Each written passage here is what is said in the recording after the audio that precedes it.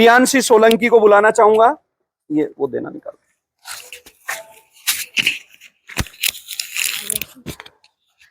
नहीं ऐसे नहीं, ऐसे लगे।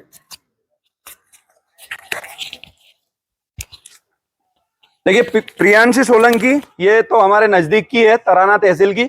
उनके फादर और भैया भी हैं। आइए सर, जोरदार तालियां एक बार। तो प्रियांशी तो बहुत कम समय, मतलब एकेडमी जैसे इसका रहा ऐसे ये भी मतलब बहुत कम समय में सक्सेस हुई है। तो वो भी एक अलग बात है, कम समय में सफलता का भी। और एक उसका भी अलग मजा है कि बहुत संघर्ष के बाद जब कोई चीज मिलती है तो उसकी भी वो बहुत बेशकीमती हो जाती है आपके लिए। मतलब जैसे कि कम संख्या में कोई चीज है, सोना अगर कम है तो ही महंगा है, अगर हर जगह सोना निकलने लग जाए तो उसकी कोई वैल्यू नहीं है। तो इसीलिए जब कोई बहुत मेहनत के बाद कोई चीज मिलती है तो उसका भी एक अलग मजा है, और बहुत जल्दी मिलती है तो उसका भी एक अलग मजा है। तो जोरदार तालियां। अब प्रियांशी आपको पूरा बताएंगे उनका जो टाइम रहा, किस तरह से उन्होंने मेहनत किया और आज वो नेवी एसएसआर में चयनित है। जय हिंद सबको। मैंने सितंबर 2022 में अपना एडमिशन लिया। उसके पहले मतलब बहुत अंदर से एक डर रहता है कि अपन हॉस्टल में जा रहे हैं तो वहाँ पे कैसी क्या फैसिलिटी रहेगी। सबसे ज्यादा पेरेंट्स को डर लगता है कि वहाँ पे कैसा माहौल रहेगा। सबसे बड़ा तो सर का रोल रहा है कि सर ने एक ऐसा माहौल प्रोवाइड कराया हमको, एक सेफ्टी दी जिससे हमको पढ़ाई का माहौल मिल सका। उसके बाद आर्मी की मेन प्रिपरेशन के लिए आए थे, लेकिन तैयारी तो की थी लेकिन लास्ट में नहीं हुआ, फाइनल में रह गए। उसके बाद आर्मी में नहीं हो पाया। उसके बाद फिर एसएससी की एग्जाम दी थी। एसएससी में भी फाइनल मेरिट आउट थे, तो 2 बार ऐसा लगा कि हो ही नहीं रहा, पता नहीं अब क्या होगा। ऐसे करके 2 एग्जाम्स तो निकल गए। फिर मन में ये लगा कि अब दे रहे एग्जाम होगा कि नहीं होगा। सबके अंदर ऐसा हो जाता है कि यार गांव में सबको लगता है कि गई है पढ़ने तो कुछ तो होगा, लेकिन नहीं हो पाता है। तो फिर ऐसा अजीब भी लगता है कि यार होगा कि नहीं होगा। मतलब गाँव वालों को कि वहाँ भेजा है, होगा या नहीं होगा, सब बार बार उनका सवाल पूछना बहुत अजीब लगता था। लेकिन फिर एयरफोर्स की एग्जाम दी, एयरफोर्स की भी हो गया, लेकिन फाइनल मेरिट नहीं। फिर लास्ट में नेवी की एग्जाम दी, किरण को देखी कि यार किरण का हुआ है तो चलो हम भी ट्राई करते हैं। फिर एग्जाम दी, उसमें हुआ तो सच में लास्ट में मतलब रिजल्ट नहीं आया था, जब बहुत ज्यादा डर था कि यार होगा कि नहीं होगा लास्ट में, लेकिन हो गया बस। बहुत कम गर्ल्स का हुआ है। और आपको बताएं अपने यहाँ से 3 गर्ल्स क्वालिफाई हुए थे, ठीक है। मनीषा, प्रियांशी और यशोदा यादव। 3। यशोदा फिजिकल देने नहीं गई क्योंकि उसका कांस्टेबल में ज्यादा फोकस था और फिजिकल थोड़ा डाउन होने की वजह से, और दो गर्ल्स गई और दोनों का फाइनल सिलेक्शन है। ये बहुत बड़ी बात है। ना कंटिन्यू बोल अभी तो जॉब लग गई, अब तो कुछ भी बोल सकती है। सब सुनेंगे, अब तो कुछ भी बोलेगी।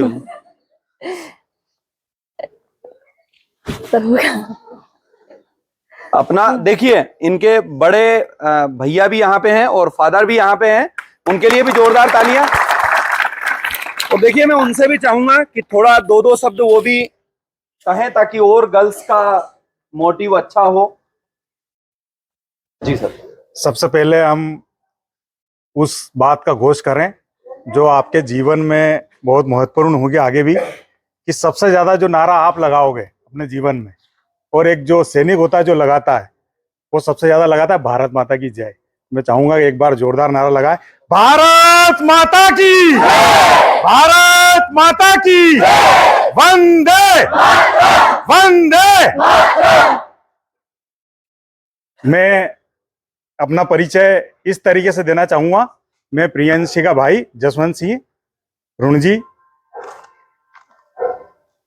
और कहीं ना कहीं मेरे मन में ये इच्छा है कि जो यहाँ बेटियां यहाँ बैठी हुई है, जो हमारे भाई यहाँ बैठे हुए हैं, तो जब आपका परिचय बने जीवन में, तो परिचय इस तरीके से बने कि आपका परिचय आपके माता पिता का परिचय बने।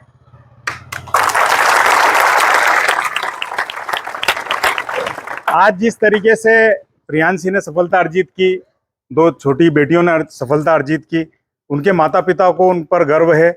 इस तरीके का काम आप भी अपने जीवन में एक लक्ष्य बनाएं कि जब आपका नाम आए तो पहले आपका नाम आए, उसके बाद में अपने माता पिता का नाम आए। वैसे तो क्या होता है कि माता पिता का स्थान इतना ऊंचा है कि हमारा नाम आगे नहीं आ सकता, लेकिन हर माता पिता की ऐसी इच्छा होती है कि उनके बच्चे इतनी उन्नति करे कि उनकी पहचान उनके बच्चों के कारण बने।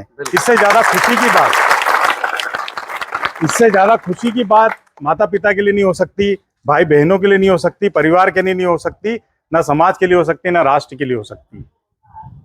प्रियांशी हमारे सामने छोटी से बड़ी हुई, इसका इंटरेस्ट सभी बच्चों से अलग था। हम लोग कई बार, हमको समय मिलता, हम क्रिकेट खेलते हैं या कुछ ऐसे खेल होते हैं कि जिसमें ऐसा लगता है कि ये लड़के ही इस खेल में आगे रहते हैं, उन सभी में उसको इंटरेस्ट था। तो हमारे मन में कहीं ना कहीं ऐसा शुरू से लगता था कि कुछ अलग करने की इच्छा इसके अंदर है।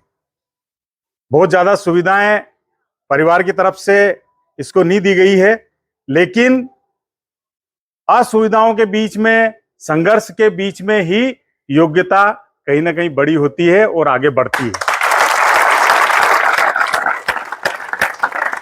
मैंने अपने जीवन में जितने लोगों को देखा और जितने लोगों को समझा और जीवन को जिस तरीके से समझा, उसमें सिर्फ ये बात महत्वपूर्ण निकल के आती है कि जिनके जीवन में संघर्ष है वो जरूर सफल होते हैं। अगर आप ऐसा सोचते हैं कि सुविधाएं अगर आपके जीवन में मिलेगी और आप सफल होंगे, तो मुझे लगता है कि ये सोच कहीं ना कहीं गलत है। सुविधाओं का सफलता से कोई रिश्ता नहीं। अभी जो एक बिटिया है, उसके परिवार की जो बात थी, वहां भी कहीं ना कहीं संघर्ष है। वो जो बिटिया है उसके जीवन में भी कहीं ना कहीं संघर्ष है। तो संघर्ष के कारण ही आप निखर के और आगे आते हैं। इसलिए जीवन में कभी भी तकलीफ आए या कहीं ना कहीं आपको ऐसा लगे कि कोई चीजें आपको रोकती है या आपका मनोबल कहीं ना कहीं टूटता है, तो आपको ये सोच के आगे बढ़ना है कि ये संघर्ष ही हमारे जीवन का हिस्सा है जो हमको ऊपर तक पहुंचाएगा। हम हमारे जीवन में जब अपने आसपास के वातावरण और समाज की जब बात करते हैं, जैसे आपने आदरणीय ने अभी कहा कि समाज के लोग तरह तरह की बातें करते हैं या नकारात्मक बातें आपके सामने आती है, आपके माता पिता को कहीं ना कहीं नकारात्मक बातें कही जाती है, हमको उस बात पे ध्यान नहीं देना है। हमारा सामाजिक जीवन और वातावरण इस तरीके का है कि मैंने कहीं किताब में पढ़ा है कि जब हम टीवी पर समाचार सुनते हैं, तो आजकल के जो समाचार है उसमें मौसम विभाग की जानकारी नहीं दी जाती, लेकिन पहले दूरदर्शन पे जो समाचार आते थे उसमें आखिरी में मौसम विभाग की जानकारी दी जाती थी। तो उसमें एक बात कही जाती थी कि 20% बारिश होने की संभावना है। हमारे जीवन में हम इस बात को महत्व देना चाहिए कि 80% बारिश की संभावना नहीं है। हम इस तरीके से उस बात को आगे बताते हैं।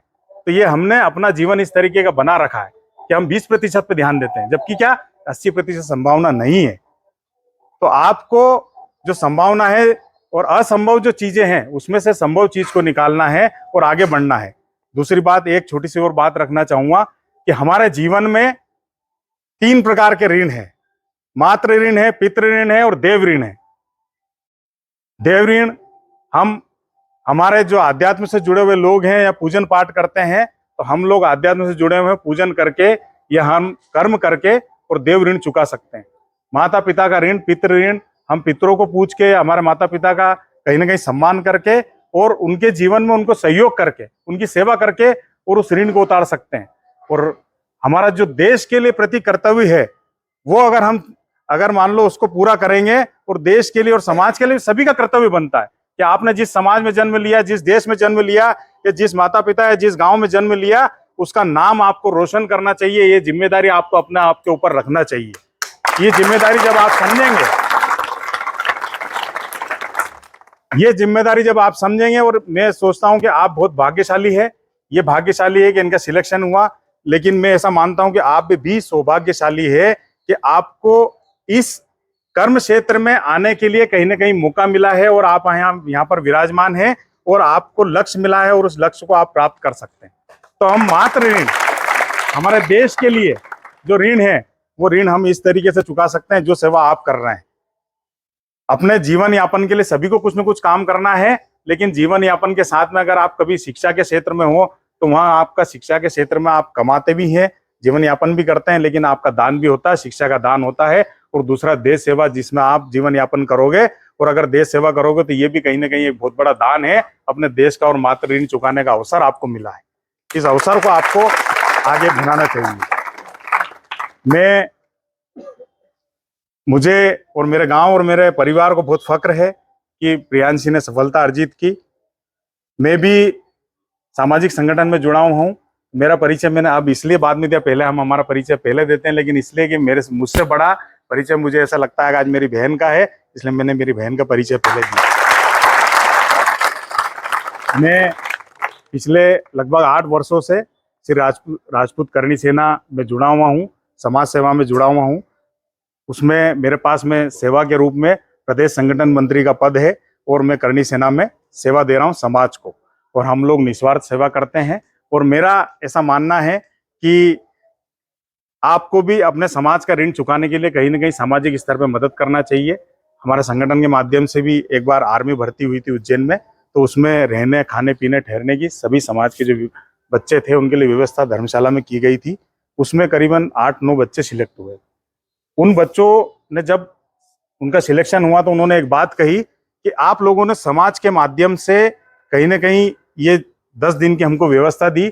हमारे मन में भी कहीं ना कहीं ये भावना है कि जब हमारा सिलेक्शन हो गया है तो हम भी अपने समाज के लिए कहीं ना कहीं कुछ न कुछ आगे मदद जरूर किसी न किसी रूप में अपने समाज के बच्चों की या कहीं ना कहीं समाज की मदद अवश्य करेंगे।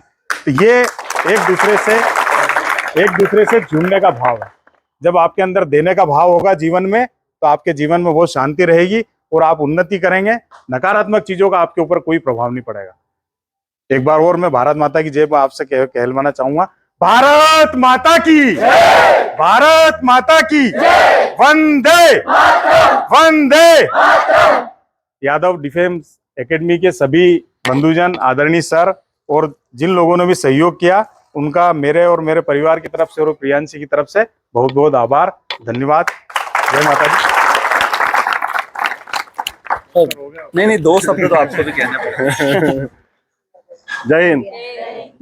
प्रियांशी ने जब ये लाइन चुनी थी तो हम किसी को भी ये ठीक नहीं लग रहा था। मैंने कि इसमें कहाँ जा रहे हो आप, तो काफी प्रयास के बाद इसकी बार बार वो करने के बाद में कि हम जाएंगे, फिर सर के पास आए, सर ने हमें मार्गदर्शन दिया, नहीं बोले बच्ची ये चाहती है तो आप इसमें करवाइए इसका।